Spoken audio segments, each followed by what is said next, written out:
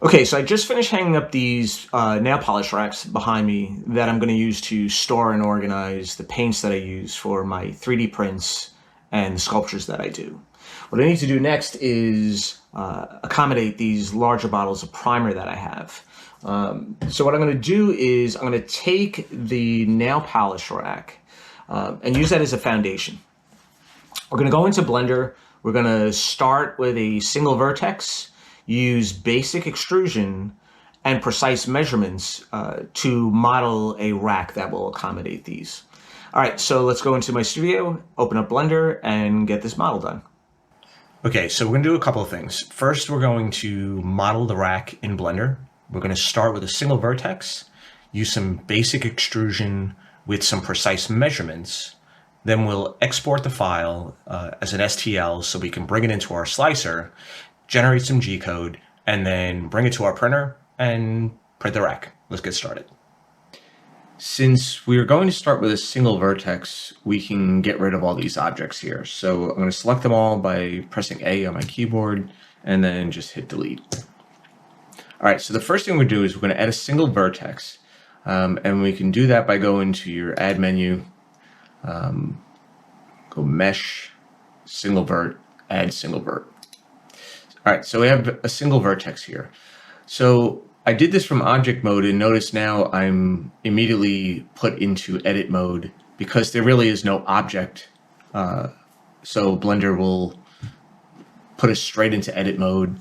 The only other thing to realize is make sure that your mode select is on vertices.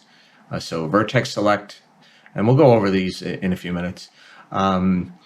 My environment is also set to millimeters because that's how I use it to work with my 3D printers. And that'll come into play in a second. All right, so what we're going to do is now we're going to start to extrude vertices along the x-axis to the various points where the side walls will be, okay? All right, so the first thing I'm going to do is going to hit E for extrusion.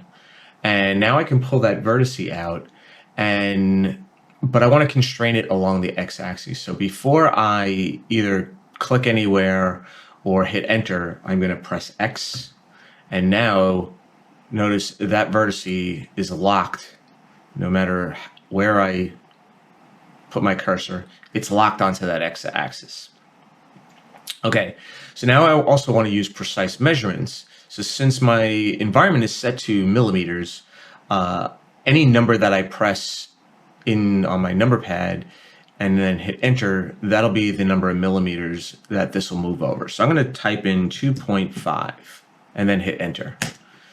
So that put that vertice at 2.5 millimeters from the original vertice.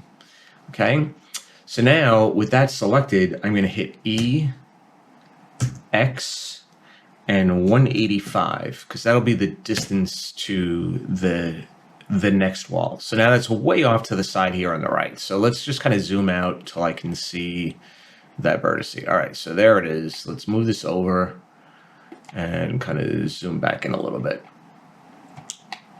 Okay, and now with that vertice select, I'm going to finish off the wall that's going to be on the right.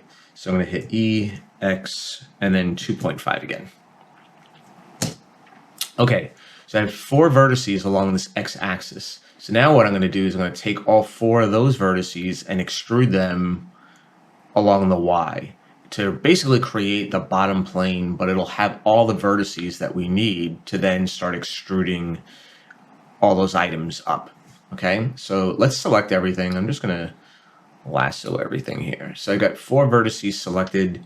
So the process is the same. We're going to hit E, but instead of X, we're going to hit Y, and that'll constrain things along the Y. So I'm going to hit E, Y. So notice the Y constraint comes up. And same thing. So that front wall is going to be 2.5 millimeters. So I'm going to type 2.5 and then hit enter. Okay, now it retains the selection on those new vertices. So I'm going to type in E, Y, and the inside of the box is going to be 48 millimeters. So I'm going to type in 48. Okay, And we'll finish it up by just creating the back wall by hitting E, Y, and 2.5. Okay, so now we have the bottom of the rack completed with all the vertices and edges where we need them to be. So what I'm going to do is I'm going to select everything by hitting A. So now this selects all the vertices because we're still in Vertex Select. And basically what I'm going to do is I'm going to create the thickness of the rack. So we're going to start extruding on the Z-axis, which is up and down, and you'll see a blue line will come up. So E, and now we see the blue line, so we can extrude this up. So same process, type in 2.5 and hit enter. Okay, so now just these top vertices are selected. Now what I want to do is I want to extrude just these outside faces, and that'll actually create the walls of the rack. So in order to do that, I want to get out of Vertex Select and basically deselect this center face. So what I'm going to do is I'm going to go into face select mode by clicking on this little icon here.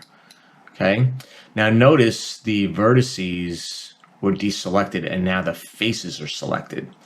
So I'm going to hold down Shift and left mouse click on that center face. And what that's going to do is it's going to deselect that center face and only keep the outside faces selected, which is what I want. All right, so now we're going to take those faces and the same process that we do with the vertices, we're going to do with the faces, and we're going to extrude this along the Z-axis. So I want the total distance to be 26. So we're going to extrude this 23.5 millimeters. So let's go E. We have a Z axis, and we're going to go 23.5, and then I'm going to hit enter. All right, so the last thing I want to do with this is I want to extrude this back wall up a little higher, because we're going to use this portion to screw it into the wall. Okay. All right. So what I'm going to do is I'm going to deselect everything, and there's just 3 faces. So this little corner face here, I'm going to select that. I'm going to hold down Shift, select this center face, and then with Shift still being held down, I'm going to press that last face. Now just these 3 faces are selected. So now hit extrude one more time. So E, it's constrained along the Z, and I want it to be another 20 millimeters high. So I'm going to type in 20 and hit enter. Okay, so that's all there is to model this rack. So what I usually do first is I will check the model to make sure there's no issues before I then go and bring it into my slicer. So how I do that is I enable an add-on called 3D Print Toolbox, and that comes with Blender. I have another video where I set up my environment and show some add-ons, and I'll include a link to that video in the description below. Bring up your information window, which is on the right. If it's not shown, just press N on your keyboard and that'll display. Once you enable the 3D Print Toolbox add-on, you'll get this 3D Print tab here. So we're going to select that and go down to this checks section, and it shows a number of different checks. So what I'm going to do is just going to select everything, and then I'm going to hit check all. Okay, so it's showing all these different checks that it's done. I'm seeing 0 issues along there, except for this overhang face. So all these zeros are really good. That's what we want. The overhang face, I'm going to select that because it's showing that we have 9 overhanging faces. So if I select that, it's going to show us that. So we don't see this, so it's underneath here. So you can see these 9 faces are selected. So the issue is this object in Blender is floating in air. So when we bring it into a slicer, it's still thinking that it's just going to float in space. But in reality, when we bring it into our slicer, that will sit on the print bed. So I'm not going to worry about this. This will be fine. So the next thing we're going to do is we're going to export the model as an STL file, which is nothing more than a file that the printer slicer can read and generate the code that it needs to. So let's do that now.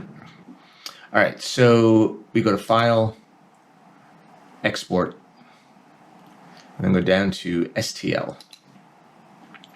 Okay, so just put it in a folder that you know where you can pick that up. Just going to call this 4-ounce paint rack, and then I hit Export. If we go to that file and now open it,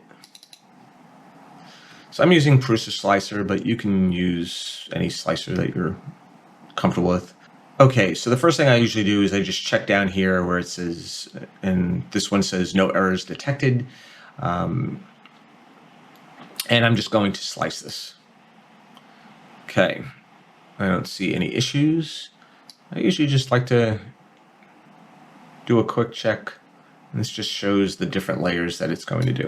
All right, so we're good. So I'm going to export G-code. If you're not into 3D printing, G-code is nothing more than the instructions for your specific printer. And we'll install that on our printer when we go to print this. All right, so we exported that. So the next step is to take that file and put it into our printer and print the rack.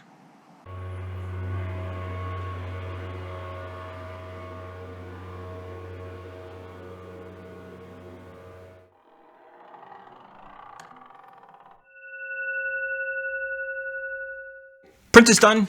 It looks pretty good. It's going to fit about 4 bottles of primer, which is all I really keep. It's a simple model, but it does go to show you you can create functional models using precision measurements using Blender.